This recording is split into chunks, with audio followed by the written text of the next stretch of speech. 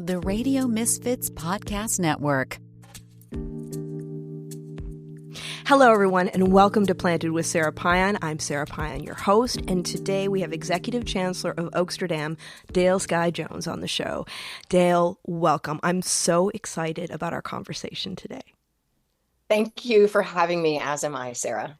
I love geeking out with you. We're going to get into some deep dives with education, policy, reform, but before we do that, what was your first cannabis experience?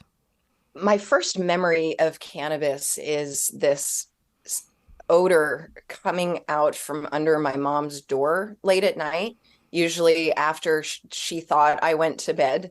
It was just like, it was something that I flashed back to later when I was in my own situation. I had gone to visit my dad out in Seattle for the summer, and his best friend had a son out visiting him. The ages of divorced parents and visitation, all of that.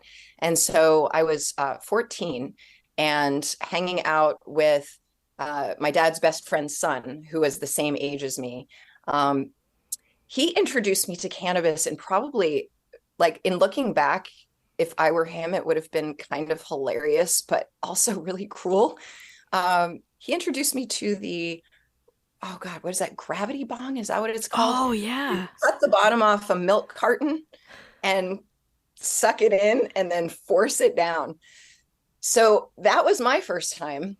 And I think I coughed for about, half hour straight. And I just remember us like locking ourselves in the bathroom, cough giggling with his dad asking, like, "Are you okay in there? What's going on?" And I'm pretty sure he knew, but was kind enough to like just look the other direction. Anyway, fast forward, I was dumb enough to bring like a quarter of a bowl, like a flake of a flower, home with me from Seattle. And when my mom unpacked my bag, she found it. Oh. And that was the last time I touched cannabis for years. I was in so much trouble. And funny, not funny, looking back on it, it was also where I can identify the first time that stress triggered vomiting for me, because I was so in trouble and stressed out that I started throwing up. Oh. Fast forward throughout my life, I realized that cannabis was medicine. And, in the moment, you're just a dumb kid experimenting, right? Like any other dumb kid. And fortunately, I was experimenting with something that was unlikely to kill me, unlike the binge alcohol drinking that some of my friends were doing. And that same summer, my best friend lost her life in a car accident with her boyfriend, who was drunk driving. Same summer, while I was in Seattle experimenting with cannabis, she died behind the wheel, she's the passenger in an alcohol-involved accident. Oh. But that vomiting incident, it kept happening through my life. And I thought, it's just food poisoning or, alcohol poisoning, even though I had 2 sips of wine and suddenly I'm in the hospital throwing up. What's going on? And it turns out that I have cyclic vomiting syndrome, and cannabis helped with the vomiting, with the nausea.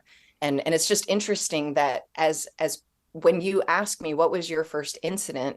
It's only occurred to me in the last couple of years that incident was also the first evidence of my medical condition that I can point to. So it's full circle in such a strange way. Yeah, it is. It's interesting, like, how we become introduced to it. And especially, like, I think perhaps now, and by saying this, I'm not condoning youth access to cannabis by any stretch of the imagination. But I think that more people understand the medicinal uses of cannabis than they did when we were younger, and it was just all fun and games. And then all of a sudden, some of us have that aha moment where it's like, oh, and because it has these properties, let's have some conversations about having respect for what we're putting in our bodies too. Well, I was just going to say, I was a DARE kid. Not only did I go through the DARE program, but I was one of the high schoolers that went into my stepsister's middle school to talk to them about not doing drugs. Like I was all in. One of my best friends was sheriff. Like it was, I would all that. And it's interesting now as I'm raising three kids, 6, 9, and 12 currently. And a lot of what we were taught to fear back then, the this is your brain on drugs, pristine white egg, crack, sizzle, Yeah. Fry an egg. Very dramatic. That this is your brain on marijuana was scientifically wildly inaccurate, and disinformation, but also one of the most effective marketing campaigns in all of history. And to see now, as I'm having conversations with my kid, I'm not saying go smoke pot. I am saying don't touch pills. If you feel the need to go try something to alter your mindset, try plants, because at least I know those plants aren't going to kill you. Plants, right. Not pills, because now the stuff they used to terrorize us with 30, 40, 20 years ago in DARE, even now, DARE is actually still taught in several states. It's not the cannabis that's going to kill you, but fentanyl will. And it's just kind of remarkable because a lot of the fear tactics that were entirely false back then, specifically about cannabis, we made the safest therapeutic substance known to man illegal, which then pushed us towards all of these other things, all of which can kill us. So even just as a harm reduction technique and having these conversations with our kids, just that one can kill you now. And It is true now. It's frightening. It is frightening. It's frightening. I actually had I lost a friend this summer to a fentanyl poisoning. And I feel like if we had more conversations about what's going on and had more places where, from a harm reduction standpoint, people could safely use drugs and make sure that they are what they say they are, without the repercussions of other people's judgments around it, because it's going to happen whether we like it or not.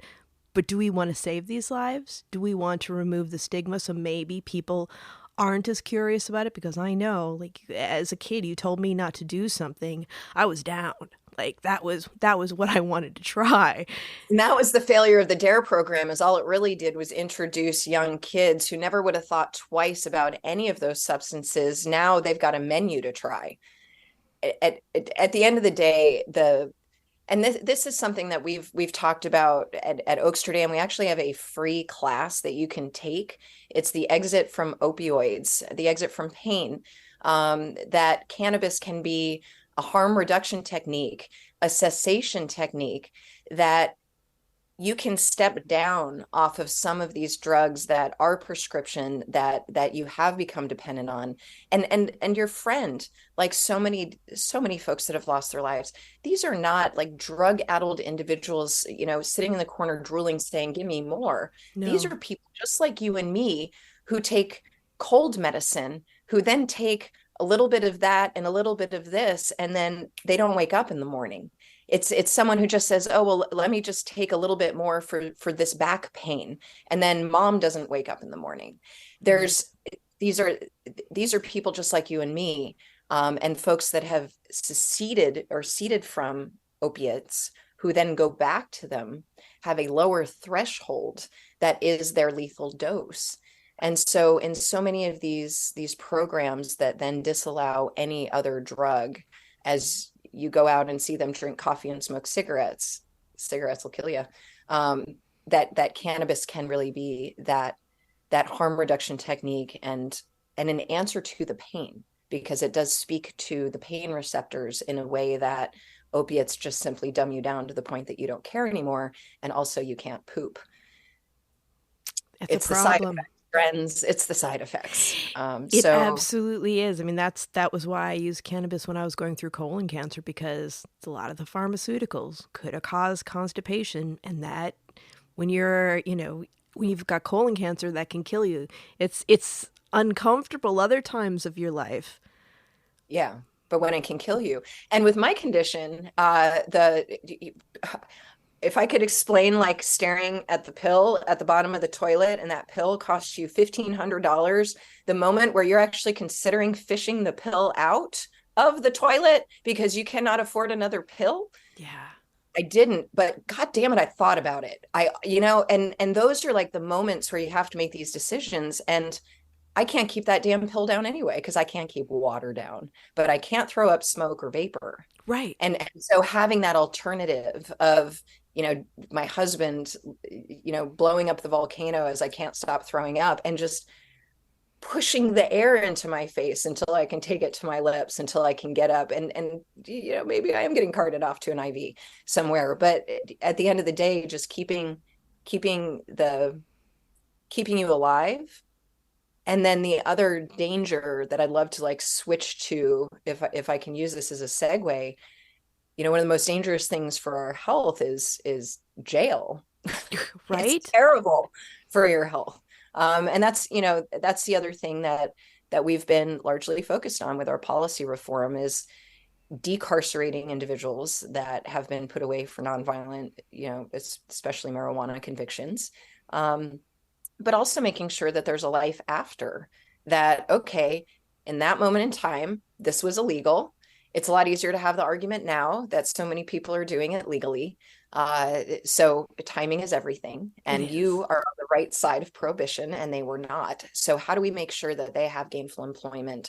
Or if they choose, if they're kooky enough to want to be an entrepreneur, I say that with love because I am one, that they have an opportunity to not just work for that guy, that they have an opportunity to engage in entrepreneurship, and that small business is not just the backbone of our American economy, but it should be the backbone of the cannabis economy. That this is where women, this is where veterans, especially women of color, survive and thrive in small business. And this is where our small business can grow to big business.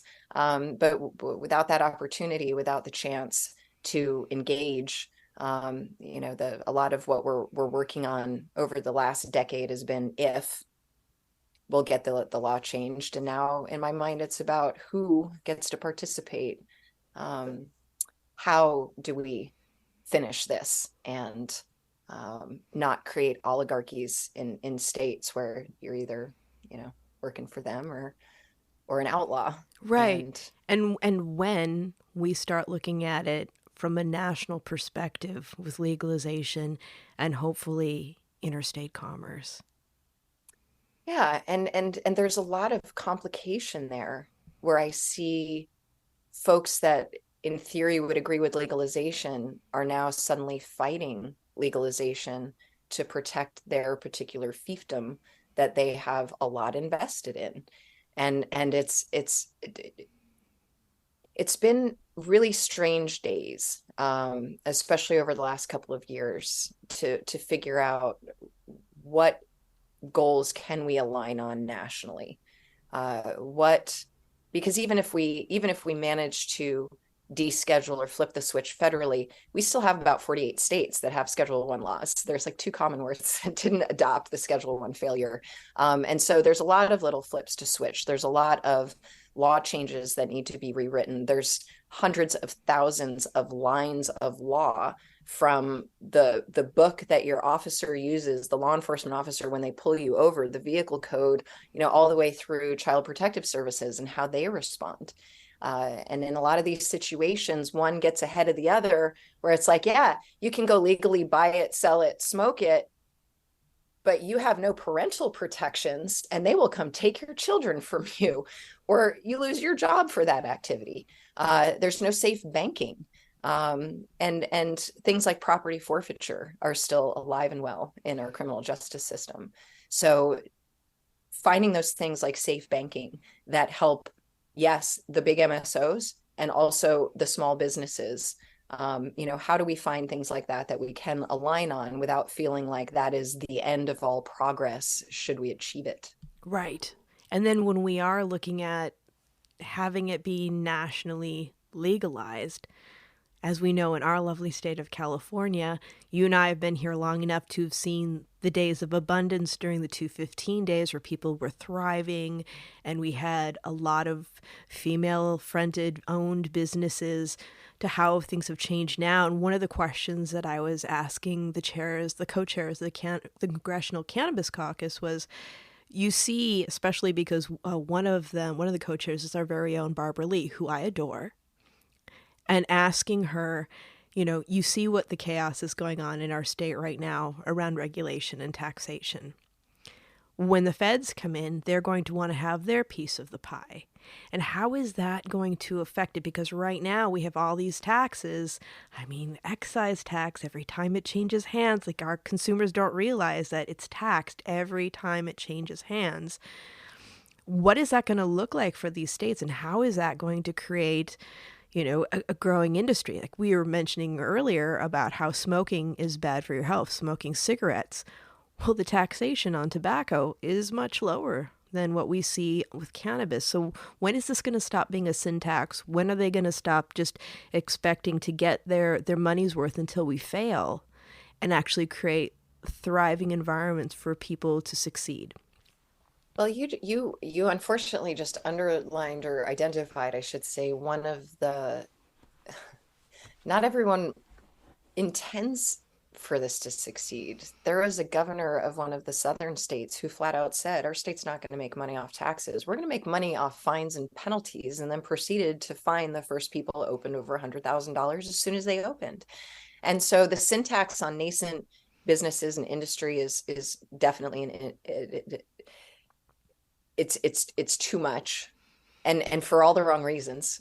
Going back to the original discussion of, this is the safest substance, we should be making it widely available, more available, and easier to get than the other drugs we commonly consume that are more dangerous. I'm not saying for your 12-year-old, Right. I'm saying right. Yeah. But but also, let's not put the 12-year-old in juvie for trying it either. That the when the most dangerous thing is getting caught with it, then your priorities are upside down. With the national conversation and some of the interstate commerce issues, I would postulate, and this is something we talk about in our Business of Cannabis program, because not everything has all the answers, right? There's a lot of fuzzy lines, and part of what we have to do is advocate for these law changes, for what we want. And with the federal government being able to have the conversation of, what if you only took your cut when it crossed state lines instead of every sale? Having the conversation, and it's already worked in Colorado, Washington, and California, who came in heavy on taxes. They've all dropped. All of them have recognized that, oh, this is too much. But there's also unseen issues like community redevelopment plans, and even the very social equity programs that I participate in and support, ultimately have a heavy toll on legal businesses, especially when they're still competing with illegal businesses charging half the price across the street. They're just as snazzy and polished and feels legal. It's not that, dark dungeon anymore, Nope. with dude that feels sketchy. Like, it's really hard to tell the difference. And so we are facing an extinction event here in California, and that same fear, and I don't mean just one, we've had a series of them, and that same fear is viable for other states when we open up. Vermont was never meant to be a production state. It became one because of the silo, and California is the breadbasket of the country. It makes sense that California would grow cannabis that New York consumes, because New York can't grow enough for how many people are there that would like to consume it. So there's definitely markets where that can benefit, that push pull. But Sara, when this opens up internationally, Chile is going to, Colombia, they're going to kick our ass here in America. Like this, it's not just thinking nationally, but thinking internationally. And the longer that our U.S. government prevents U.S. companies, we've already seen, what happened up in Canada. At a certain point, we are disadvantaging Americans if we are not addressing this issue with the view of international commerce and compliance. Agreed. Completely. That it's I feel like in many ways we're putting money in the hands of the wrong people. Also people groups that actually are significantly saving money due to legalization. Law enforcement, I'm talking to you. We still give But I sorry. just want to reappropriate. Like, I don't want to Yeah. take your funding. I want to give you your funding to go after people that perpetrate crimes against others, that, Right. violent crime, human trafficking. There's so many things to do. Rape kits. Yeah, there's so many things to focus on. It, it goes back to alignment. And when I walk into a lot of these rooms, I realize that figuring out just those larger goals and overcoming some of the fears. One perfect example I'll give you: in just about every state, you had the larger players fighting against home grow. Mhm. We've got to make home grow illegal. They have to come to us to buy it if they want to buy it, and instilling an awful lot of like fear and concern in legislatures and or legislators, as they are talking in that throughout all of the different lawmakers. They're instilling all this fear in the community about, oh well, if you let Aunt Betty grow a cannabis plant next to her tomatoes, then cats are going to start sleeping with dogs, and hellfire and damnation will rain upon your soul. And they're concerned for what they are investing in and what they're building, and I get all that. But when you take a step back and start, for instance, reading Frontier Data's analytics, where they are watching consumer behavior patterns and reporting back on this, the truth is that those who home grow spend the most at dispensaries. Y'all are blowing it. Yep. You are blowing it. These are the people that appreciate all the hard work, are willing to pay the prices, want to try new varietals and methods of ingestion, are more likely to buy the higher price stuff, are more likely to buy more types of stuff, more items per transaction, more dollars per transaction, and they are destigmatizing for all of their friends to also become your customers, because they walk by and say, Betty, what is next to your tomato plant? And she's like, you know what? I got this little cutting in my dispensary. I'm growing my own. And meanwhile, she's going back to you to buy every other week. You are blowing it. Right. All of these assumptions and presumptions of what you think you need to do to protect your business, you're blowing your bottom line. So finding those things that we can agree on, that the way that we overgrow the government is we all plant a few seeds, and then everyone realizes it's not a big deal. The plant is not going to jump out of its pot and throttle your children as they walk by. In fact, it won't even get them high. They've got to do a lot of extra work for that to happen. Yeah, they sure do. I when I grow and I do not have a green thumb, Dale.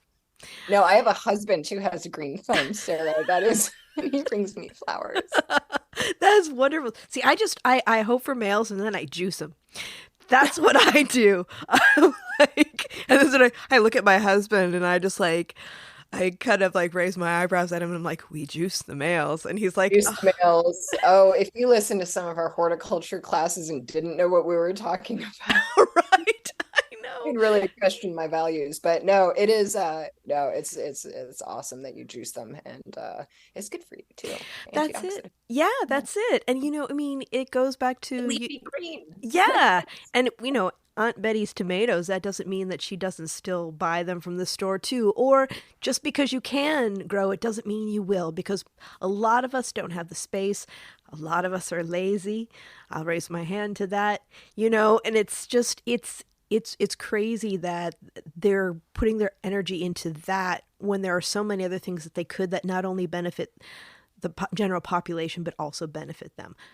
It grows their market. It Let me say that again, it does. grows their market. And then if these transactions, it's how many times have you, just whatever it is, whoever's within the sound of my voice, whatever your expertise might be, that once you talk to a client or a customer who's actually tried to do what you do, you have a better customer, don't you? Mm-hmm. They value, unless it's a doctor. You never want to be a doctor's doctor, but no. Doctors tell me this specifically, so no harshing doctors. But yeah, no, it is true though, because once people have tried it themselves, they appreciate it. And again, you're destigmatizing. We have had 100 years of prohibition, and going back to that, this is your brain on drugs, and all of the, this goes back to the 2010 campaign, when I, against my better judgment and not on purpose, became the spokeswoman for the first statewide legalization campaign. And all of a sudden, our campaign became cops and moms. It was a very, very pregnant me, and retired law enforcement had to be retired. There were a couple stories of not retired that came out that became retired because they came out. But it's hard to speak out against what master you serve. And when you are a law enforcement officer sworn to uphold these laws, then it's very difficult for you to speak out against them. But having the former chief of San Jose and Seattle join me, having a former federal judge join me, having, and she's now on my board, Diane Goldstein. She is the executive director of LEAP, the Law Enforcement Action Partnership. And in addition to being just a good, close personal friend, 23 years in Redondo Police Department, the first female lieutenant who ran the narcotics task force. She has seen everything up close. And after just shoveling sand into the tide and realizing where our priorities have been and what we've robbed from, the resources that we've utilized for this continued failure, it goes back for me to education. Yeah. And our legacy has always been to get this discussed in major universities. And there are now several that we work with that recognize our classes and courses for credit, or that we are the foundation of some of the programs they teach. But being able to have these conversations, whether it's medical school, nursing school, that we're having these conversations in political science departments, especially legal, and now that it's hard to believe, 15 years that we've been teaching, to see these programs now blossom throughout the country and throughout the world. These are conversations we should have been having all along. The endocannabinoid system should have been part of this is like a doctor not knowing you have a circulatory system. Like, this is kind of important to understanding how everything else works. So just, finding different ways because education is non-threatening. Just come learn something you didn't know before, whoever you are, and finding a place and space with like-minded people, and then learning maybe what you didn't realize you needed to know.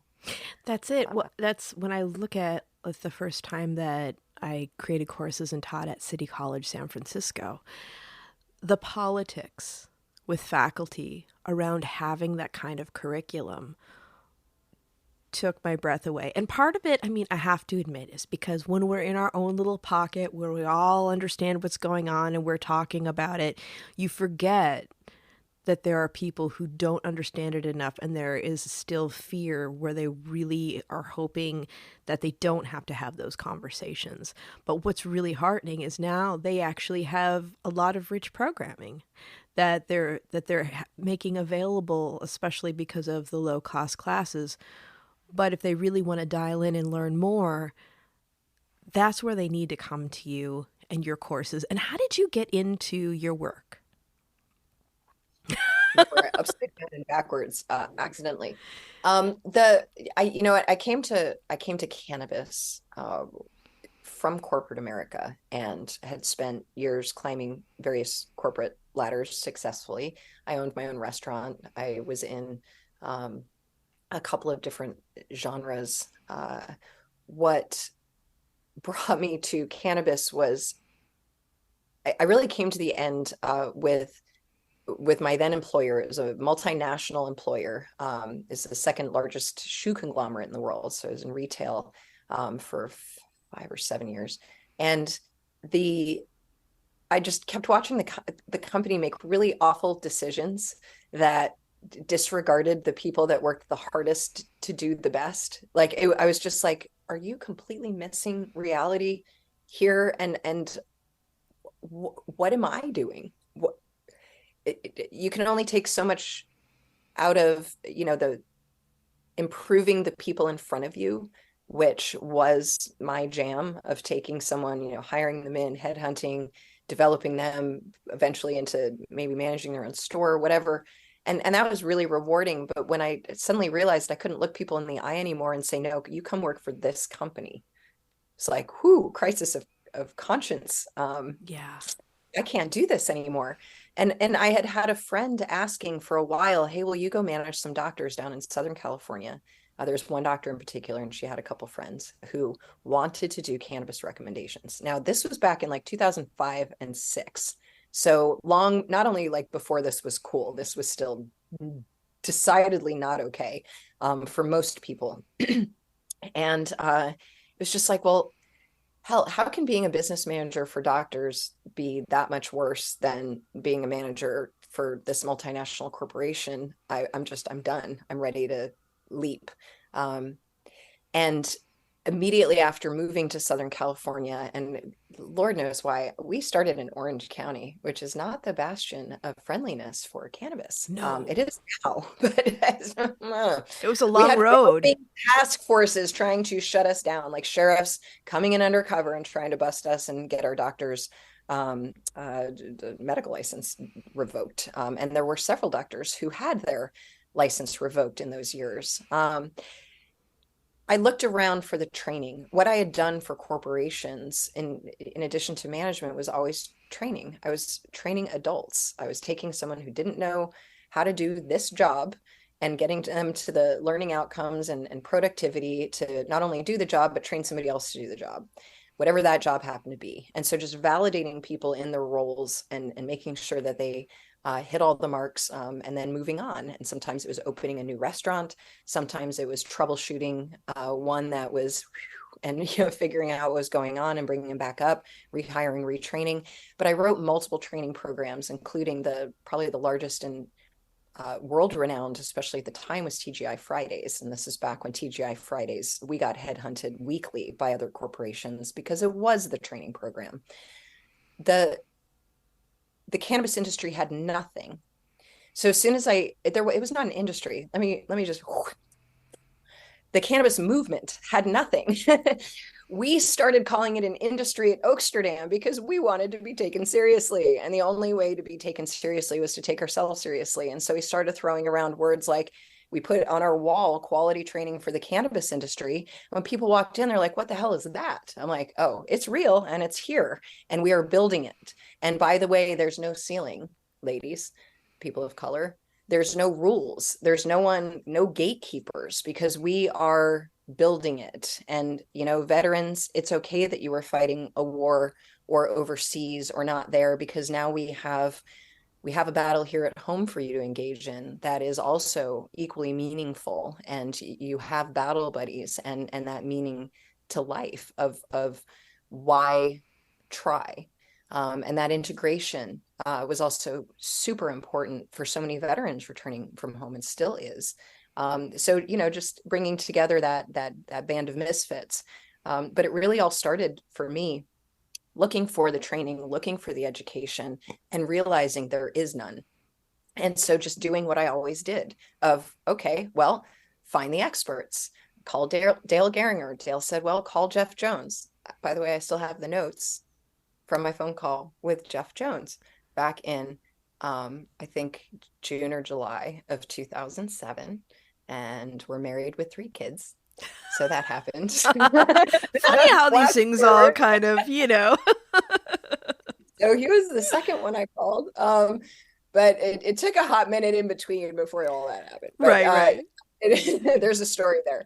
But just finding the experts and asking. And I realized, well, what Jeff was doing at the Patient ID Center was the only thing that resembled education, because he was shut down by the Fed, by the Clinton administration in the 90s. He was still actually in his federal, he went through the Supreme Court, and he was still in the ends of trying to decide what to appeal, what to let go, all that stuff. When I met him. So he was married to his Supreme Court case, and he was the catch that wouldn't be caught, and I was the keeper who wouldn't be kept. So we were quite comfortable. But he was the one who was teaching patients how to grow. He was teaching patients how to have successful law enforcement encounters. And then he was the 1-800 number on the back of the ID card that cops could call to say, is this a patient? What is a patient? What does medicine even look like? Because this just looks like a bag of weed. By the way, there's 3. Isn't that sales? No, actually. And he would just conversate with law enforcement so that they could use their discretion to let that patient go, to help them understand what this is and what it isn't. Mm-hmm. And so it was really, that was the foundation of Oaksterdam. And when he was stopped and Richard started, people just kept saying, well, teach us how to grow, teach us how to do this, teach us how to do that. Okay, will you show up to city council for 3 minutes and tell them how to change this law so it's more legal for you to grow, possess, consume that cannabis? Oh, yes. Well, maybe here in Oakland, we can pass that lowest law enforcement priority. And bam, suddenly jaywalking is a higher threat than that cannabis in your pocket. So just all those little steps of trading education for engagement and building in advocacy, not just in everything that we do, but teaching you to do it in everything that you do. Mm-hmm. Because you have to be an advocate for your business, or your business plan will be in the shredder the next time your city council meets and you're not paying attention.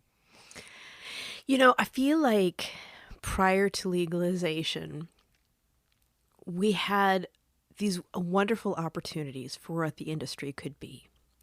We had people who were advocates, who were involved, who actually were starting to understand civics and get engaged with things that were going on.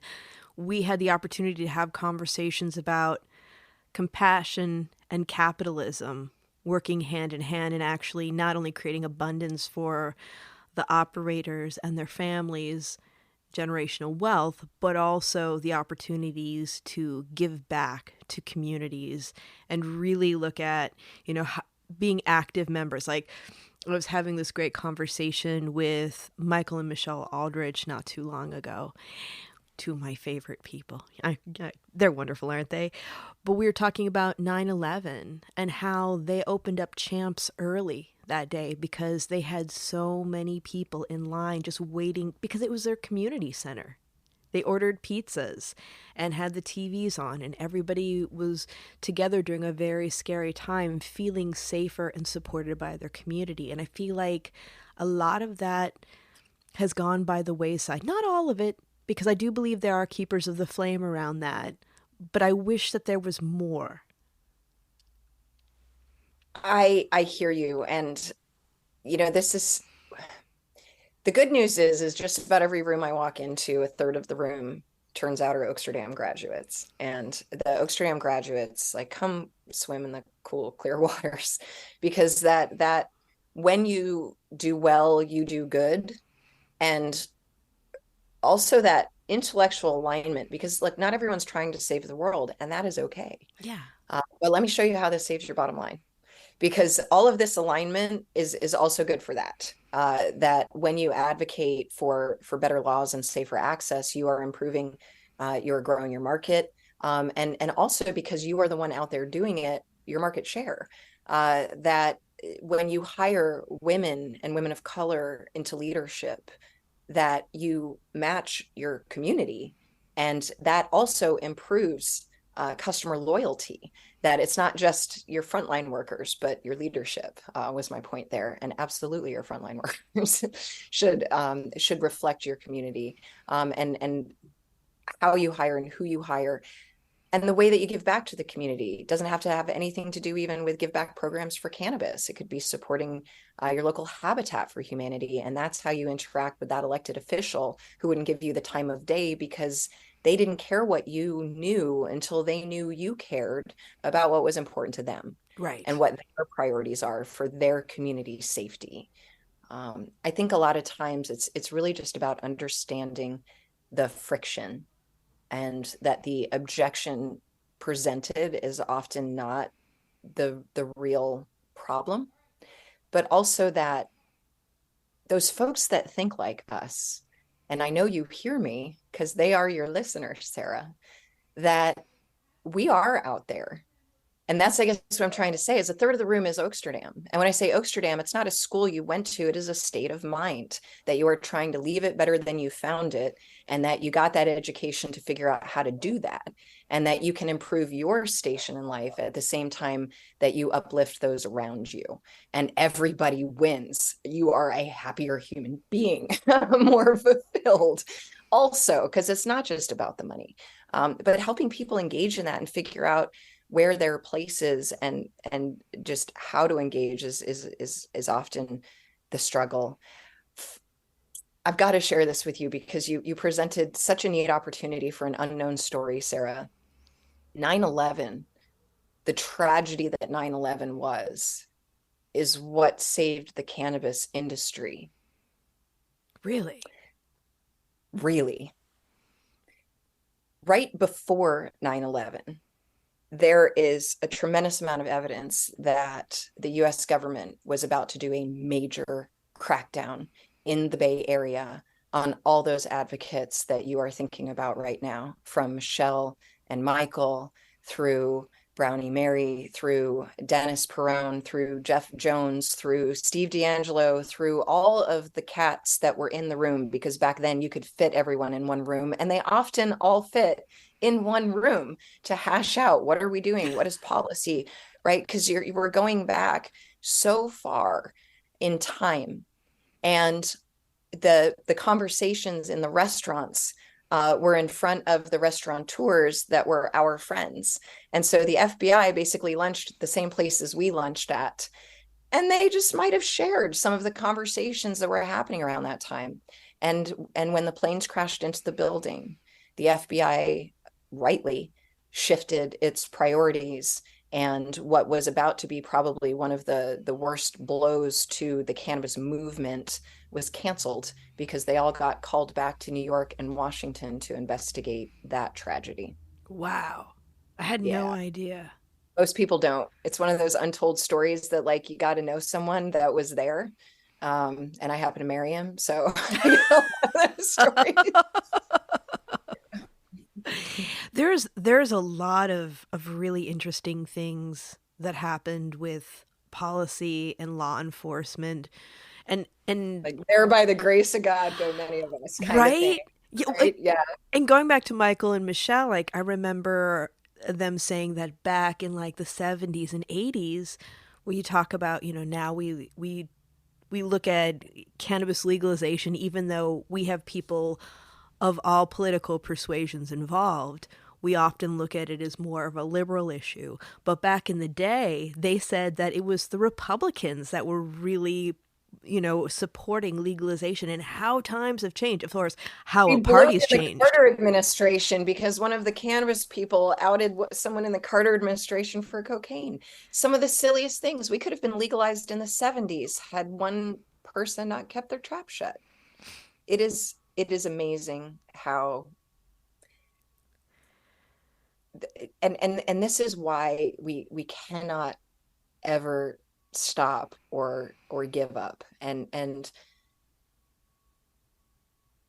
I see a lot of businesses or companies or individuals where you get very focused on your path and what is important to you, and that is important to achieve your goals.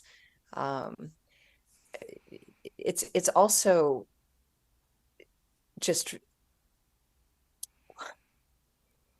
you ever completely lose your train of thought in the middle of a conversation? Absolutely. And sometimes people will accuse me because of the work that we do that it must be that I'm high, but it definitely is not. problem.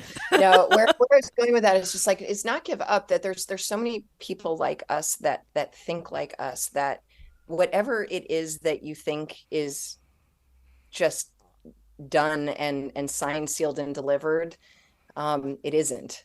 And one of the things that I didn't understand when I first got into this, I didn't believe when I first got into it, but I kept saying it, and it has become something that I try to repeat to others, which is a Margaret Mead quote, that never doubt a small group of committed citizens can change the world. I love Indeed, that it one. is the only thing that ever has. And if you see that problem, whether it's in your community or your state or your country, that, remember when we got started, and going back to the 70s, they, valiant effort, it didn't have a shot in hell back then. The effort in 2010 actually had a shot in hell, which scared enough people that they immediately smacked it down and threw an ice bath on everything to just try to, keep it going for as long as possible. That, prohibition, the status quo, is where comfort lies. It's what people know. It's a security blanket. No one thought that we would ever be this far. And in 2023, people can't believe that even our story is real. Like, especially the youngins. They're like, Right? because they grew up when it was like, no, we were arresting someone every 40 seconds. We were arresting someone, taking them from their family, from their children, from their future every 40 seconds. We have arrested like the equivalent of 16 states in this country, every single person in it, and disenfranchised 1 out of 4 Black men from their life. It is without question. We are not done yet, No. but you're also not alone. And finding those folks that think like you, that realize that this is about freedom, that we can have a conversation of, right along with the other amendments in the Constitution that have been subverted in the name of the war on drugs. Let's tax cannabis like guns, or tax guns like cannabis, depending on what state you're in. That it shouldn't be more legal to have one than the other, and it shouldn't be illegal to be allowed to protect yourself with the Second Amendment, if you happen to be a cannabis consumer or patient. And there is a lot of crossover between the different political stripes. I think for me, it always comes back to, what is the goal of the individual that I'm talking to, or the student that we're teaching, the government entity that we are trying to discuss good public policy with. And when you really get up to the goal of like public and human health and safety, that the harm reduction that you talked about, freedom, it's America, and the ability to start a business, run a business, raise your children. I think it's a conversation that cuts through all stripes. And when folks think, well, I don't care about pot, weed is not in my top 10, probably not. But whatever is in your top 10, I promise you, has been affected by the drug war and subverted by some of these laws. So let's talk about what you're scared about, and then go have that conversation. So I think, again, it just goes back to education and helping people understand what they didn't know before, and being a lifelong learner, especially around those subjects that you already think you know something about. Yeah. And that's something I love about our work, is that we're constantly learning. We're constantly learning. We're constantly sharing. And like you said, it is all intertwined, because I remember I came from nonprofit and civil rights into our work. And I used to say, I'm a former civil rights professional. And actually, a mutual friend of ours, Jacqueline Patterson, said, you still are. You still are, because this is intertwined with everything.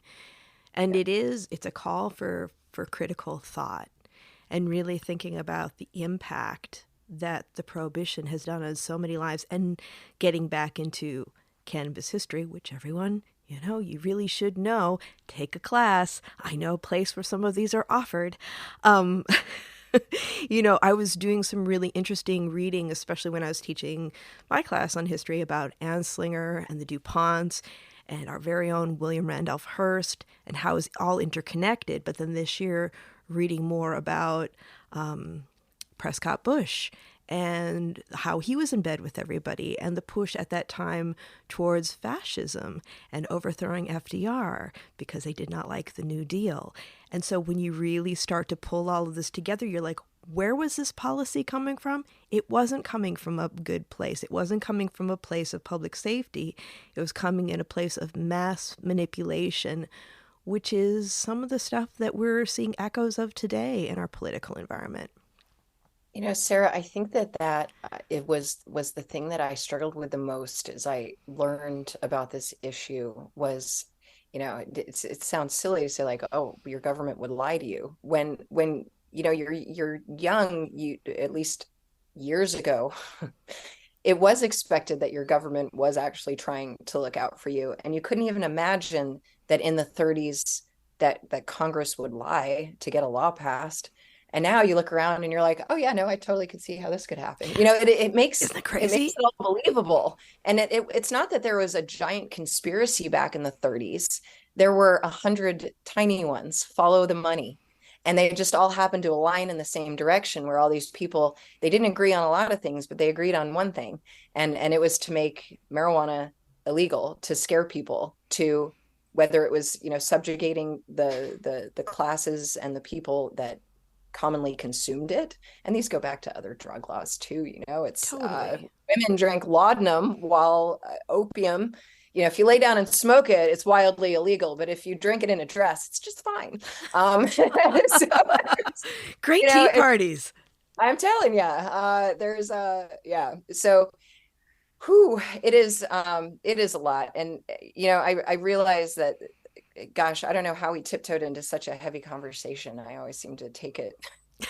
I love it. That's where we have these conversations. Damn it, I did it again. I have a bud tender's guide to sell. Damn it, I never sell shit. I only talk about how to sell. But it is, it's how do we, it's not even just intergenerational wealth. How do we avoid intergenerational debt at this point?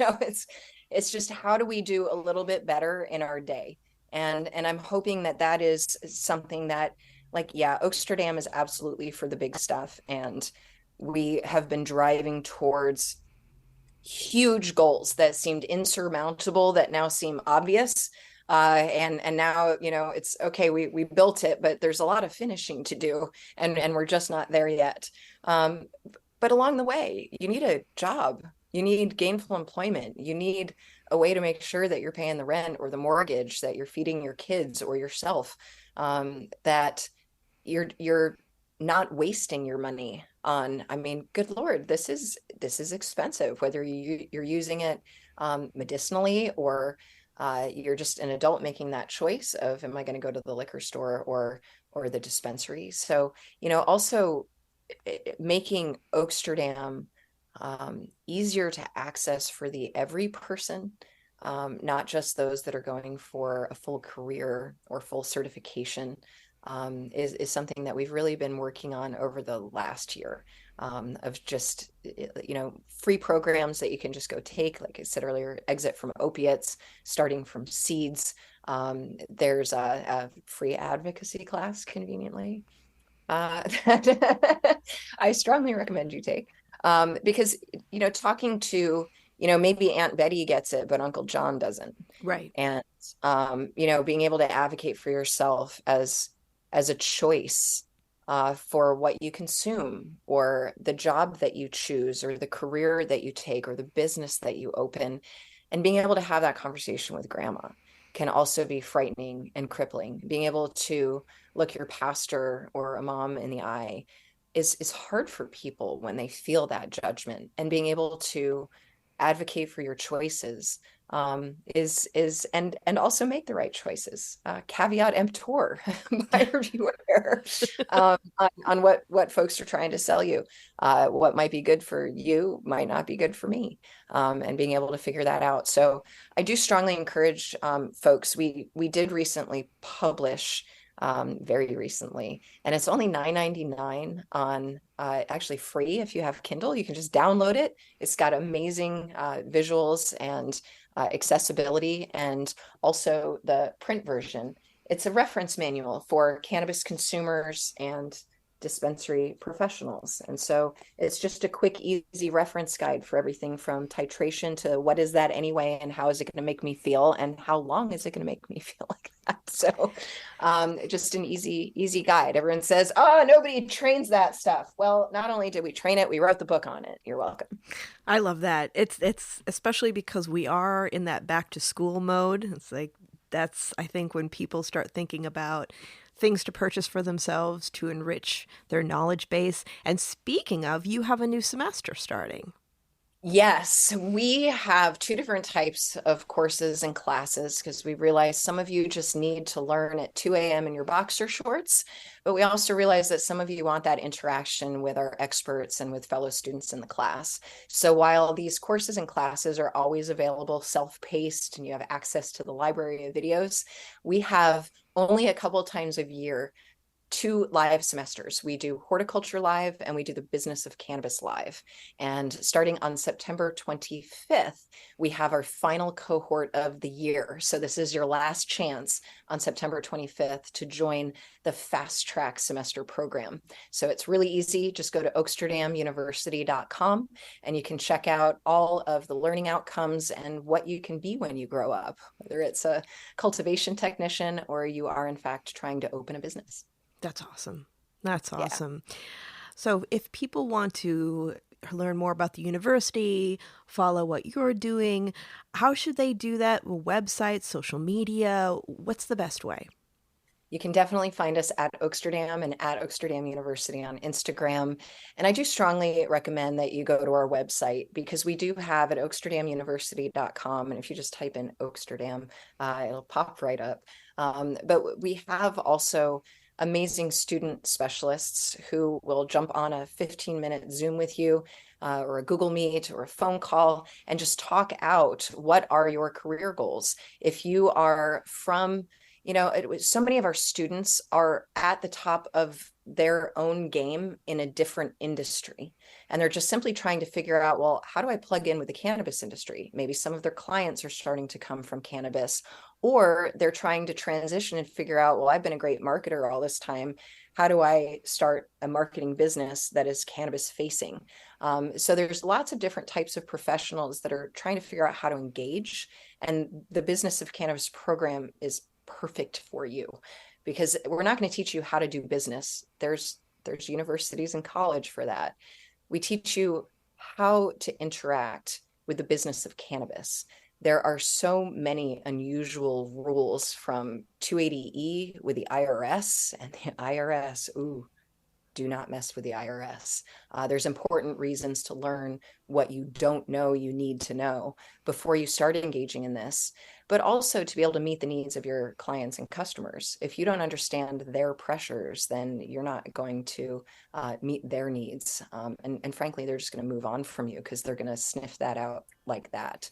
I think at the end of the day, one of the best things that I have had, and actually it's the first Black man to earn a license in San Francisco, social equity. He runs Burners on Hate. And what Sean shared with me is, you honed my bullshit detector. I already knew how to sell cannabis, but now I know how to manage my team.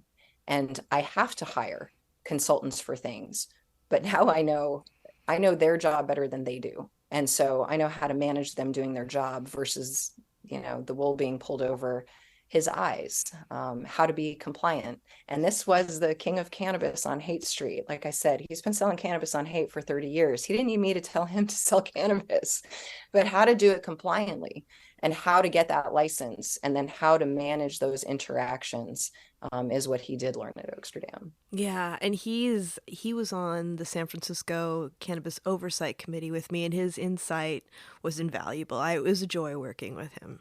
I'm so proud of our graduates. I am regularly amazed at the folks that have come through Oaksterdam and truly not just the leaders in our industry, but the secret of Oaksterdam's success is what our students have gone out there and done. Well, thank you for planting the seeds. I mean, it really is about how we help people develop, and they go forth and they share the messaging, and conversation is normalization. And hopefully in 10 years we can regroup and have a whole other conversation about this and see what we are doing. Oh, there's so much more to do. We have to hurry up and deschedule so we can get to all the ecological issues that have been blocked and stopped by the failure to legalize hemp all those years ago. So yeah, there is a lot more to do. And that's your hit of hope. There's a lot more to do. And that's where opportunity lies. And so I hope to see you at Oaksterdam. Absolutely. You know I'll be there. I look forward to everything.